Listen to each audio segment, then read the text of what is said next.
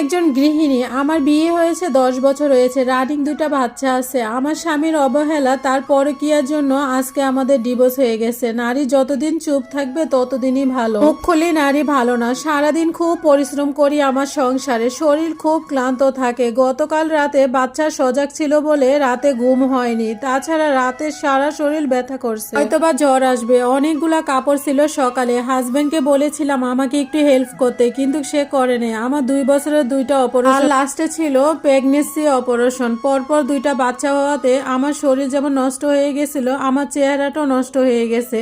আমি তো এরকম একটা কাজ করতে পারতাম না। এই জন্য হাজব্যান্ডকে বলেছিলাম একজন হেল্পিং হ্যান্ড রাখতো, কিন্তু সে হেল্পিং হ্যান্ড না খুঁজছিল। সে বাসায় এসে বলতো পাওয়া যায় না। যেহেতু আমার পরপর 2টা বাচ্চা, রাতে অনেক কাঁথা অপরিষ্কার হয়। সকালে উঠে ঠান্ডা লাগিয়ে সেই কাঁথাগুলা ধুয়ে রান্না করা, হাজব্যান্ডকে নাস্তা কমপ্লিট করা, তো সংসারে অনেক কাজ থাকে। এগুলা করতে করতে যখন ক্লান্ত হয়ে যাইতাম, তখন আমার স্বামী আমাকে বলতো এগুলা করার কি আছে, কিন্তু বিশ্বাস করেন আমার স্বামী 1 গ্লাস পানিও কখনো ঢেলে খেত না। আমার স্বামীর অপডেট থাকতো, সেদিন আমার বাসায় প্রচুর কাজ পড়ে যেত। কাজ করতে করতে যদি একটু বিশ্রাম নিতাম বা ঘুমিয়ে যেতাম, তখন সে বলতো এত ঢং করবা না তুমি, এসব কাজ কি মানুষ করে না নাকি তুমি একাই করো? তবে আমি বলেছিলাম কারো কি 2 বছরে 2টা অপারেশন হয়েছে, তাও আমার 3 ব্যাগ রক্ত ভরা সাথে লাগছে। তখন আমার স্বামী বলল এত তক্র করবা না, পারলে একটা চাকরি করে দেখো, সে যোগ্যতা তো নাই। বলে রাখা ভালো আমার স্বামীর নিজের 5তলা বাসা আছে, তার যথেষ্ট পরিমাণ জায়গা জমি, আর মা বোনের বেলা সবকিছু হয়, তাতে কোনো সমস্যা নাই। কিন্তু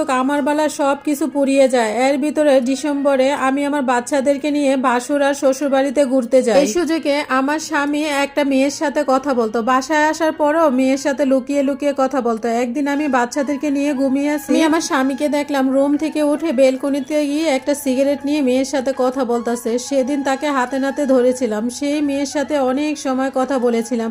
সেই মেয়ের সাথে উচ্চ স্বরে কথা বলাতে আমার স্বামী অনেক হাত তুলছিল, আর এটা যে কত কষ্টের ছিল সেটা কিভাবে বলবো। না পারতাম শ্বশুরবাড়ি কারো কাছে বিচার দিতে, না পারতাম ভাড়বার বাড়ি কারো কাছে মুখ ফুটে কথা বলতে। বিয়েতে আমরা দুজনে পছন্দ মতো করেছিলাম, সংসার জীবনে মানসিকভাবে রোগী হয়ে যাচ্ছি। অফিস শেষে যখন আমার স্বামী বাসায় আসে, সারাদিন মোবাইল দেখে, তখন আমি বললেও শোনে না। আসলে সময় তো আমার জন্য নেই। তারপরে চেয়েছিলাম আমার স্বামীর সাথে সংসারটা সুন্দর করে চালিয়ে যেতে, কিন্তু কার পারলাম না। 2 মাস না যেতে না যেতে আমার স্বামী ওই মেয়ের সাথে গভীর সম্পর্কে চলে যায়। তারপর রাত করে বাসায় ফিরতো, বাসায় ফিরে আমাকে মারধর করতো। আমার 2টা বাচ্চার দিকে কখনো খেয়াল রাখতো না এবং ফিরেও তাকাতো না। এক প্রকার আমি মানসিকভাবে রোগী হয়ে যাচ্ছিলাম। তারপরে আমার স্বামীকে ডিভোর্স দিয়ে 1 মাস আগে বাবার বাড়িতে আসি। স্বামীর কাছ থেকে কাবিনের 1 টাকাও নেই। আর আমার বাবা মার কথা কি বলবো, আমার মুখ দেখে তাদের নাতি নাতনি